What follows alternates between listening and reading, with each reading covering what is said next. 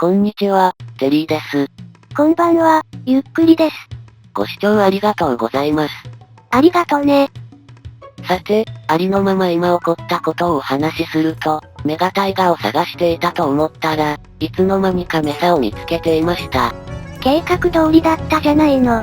いや予感はありましたけど計画してたわけでは。なお厳密に言うとその予感は、この遠征に出発した時点よりも前からありました。訂正させていただきます。フラグ立てていたものね。実は最後にメサで採掘して、これでメサとはお別れなどと述べた時に、それ言っても大丈夫かなと密かに心配していたんです。もっとも私はフラグなんて非科学的なものは信じていないので、過去のバイオーム探索経験から出た予感だったのでしょう。なら物欲センサーは科学的なの？科学と非科学の間を行ったり来たりです。さて前回は、シルクタッチが紛失していたことに気づいて慌てたり、地図49枚目で再びメサを見つけたりしました。以前メガタイガ探しが続いています。なお、持参アイテムが紛失したことに気づいたのは今回が初めてです。ひょっとしたら昔もいくつかなくしていて、私が忘れ物だと思ったのはそのせいだったかもしれません。それはないわね。さて、この地図が50枚目となります。前々作で作った枚数をはるかに超えてしまっていますが、今回はデコボコ探索なので、ここの地図の探索時間は短いです。ただ反面、デコボコ探索の隙間のメガタイガを見逃している可能性は否定しません。というか多分あります。まあ可能性はあるわね。もっとも、バイオーム分布がまばらなことは想像ついていますので、見逃しはスルーしてより広範囲に荒く探索した方が有利かと思っています。つまり地図50枚程度ではへこたれないのね。さて海に出ましたが、今回の収録では残念なことに、空飛ぶイカに出会うことができませんでした。しかし飛ばずとも、イカの群れに出くわすだけで割と心が躍るんです。変なことになっているわね。で、なぜだか考えていたら、ご指摘いただいてようやく気づきました。これが恋だったのかと。違うと思うわよ。さてイカの群れを抜けると、どうやらサバンナにたどり着いてしまったようです。もしもメサからここまで乾燥気候が広がっているのならばと考えると、ちょっと厳しい展開になり得ます。広い時はほんと広いものね。で、まあ船はたまにあるのでいいとして、運よく鉄鉱石を見つけました。現時点では残り4枚の地図が作れればよくて、不足した鉄は残り6つです。あと2つ出て欲しかったです。まあでも最後の地図作る直前までに集めればよくなったわね。で、地図50枚目は案の定、乾燥気候が広がっていました。メサは西に伸びているのかしらね。もしそうなら、かなり広い乾燥気候のようです。そして地図49枚目に戻って、いつものように普通の大河でがっくりです。背の高い大河を見て一瞬ドキッとすることから解放されたいです。そもそも太さが違うでしょうに。なお、インベントリの空きを調整しながらの地図用サトウキビ集めは、終わりが近いです。そっちは順調のようね。そして地図を東に抜けたところで一旦探索終了です。前回から引き続きのプレイはここまでということね。51枚目の地図を作ったところで疲労感があまりなかったので、ご近所さんの鉄鉱石を探したりしました。探すだけ無駄だったのね。で、なんとなくピラミッドっぽい山を見ながらゲームを中断し、なんとなく落ち着くのね。そして、今日こそはピラミッド拠点に帰りたいです。なんでいきなりホームシックになるのよ。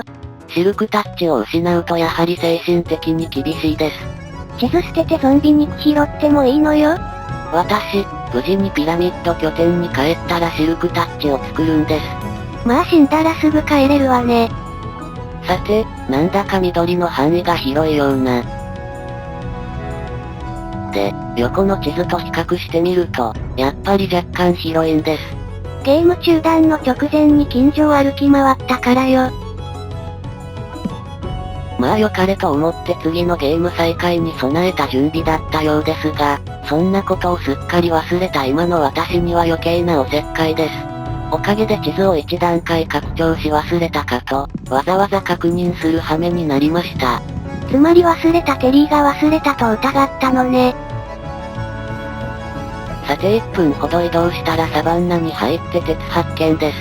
ちょっと嫌な位置にありますが、でも日が当たる場所だし。地上で鉄鉱石を見つけるのは結構辛いんですよね。ここは取る一択でしょう。なお、かすかにモブの声がしていますが気のせいです。見なければ気のせいなんです。怯えすぎでしょうに。モブが怖いんじゃないんです。モブドロップ品を拾うのが怖いんです。そして、乾燥気候が多めなところを通り抜けて地図を南に抜けて、52枚目もやはり乾燥気候から始まって、なんとか乾燥気候を抜けたようです。もう白樺の森すらありがたいです。タイガすら全然見かけないものね。なお、確かマイクラのバイオームは気温が設定されているんですよね。おそらくさすがに足音すると気づくの早いわね。で、そこから2分も進むと再び乾燥気候です。ここまで来るともうダメな感じね。もはや淡々と一筆書きモードです。この遠征はもう後があまりないので、いつもよりちょっと南まで降りてみたら、なんとかタイガは見つけました。でもやっぱり普通のタイガね。その後はまだまだ東西に伸びている乾燥気候で砂漠の村を見つけ、乾燥気候のままで地図51枚目に戻って、そして、サバンナの突然変異を見つけました。ここで状況を整理すると、今いる場所は地図51枚目で、この遠征の探索予定は残り地図2枚分です。つまり、もう登るしかありません。なんでよ。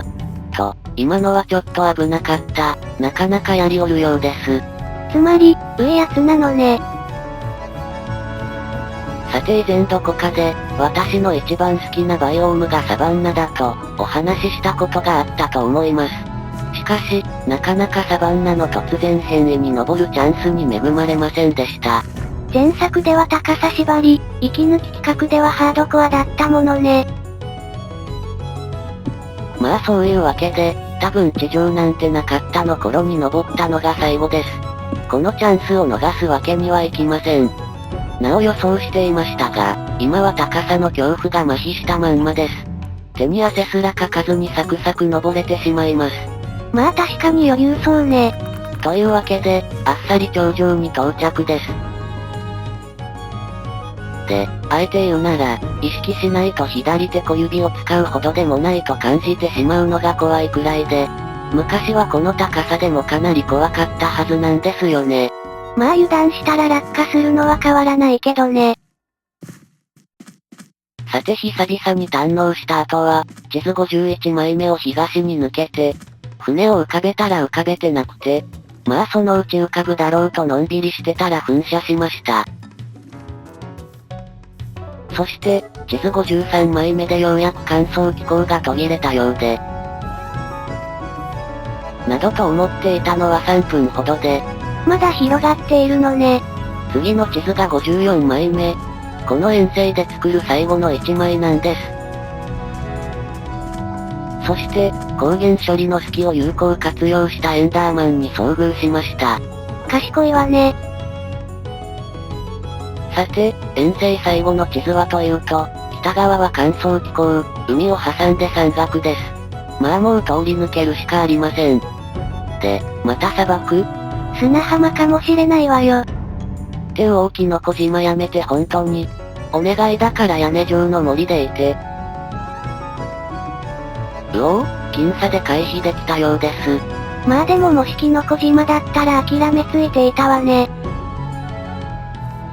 で、あとは森に入って、ゾンビをしげしげしていました。ちなみにここでロスした時間は30秒ほどとなります。そして地図を北に抜けて53枚目に戻り、今回の遠征はあとわずかとなりました。さすがにもう諦めてもいい頃合いね。さて、いかに和まされてから、もう一頑張りしないというところでプレイ途中ながら編集都合上、今回はここまでとなります。次回はメガタイが探索です。ポドドルを手に入れないとピラミッドが伸びないものね。あと、デバッグ画面なしでの冒険の時間の挑戦のこともありますから。それにしてもこの遠征、なぜ私は南西から回らなかったのでしょうか。それではまたね。バイバイ。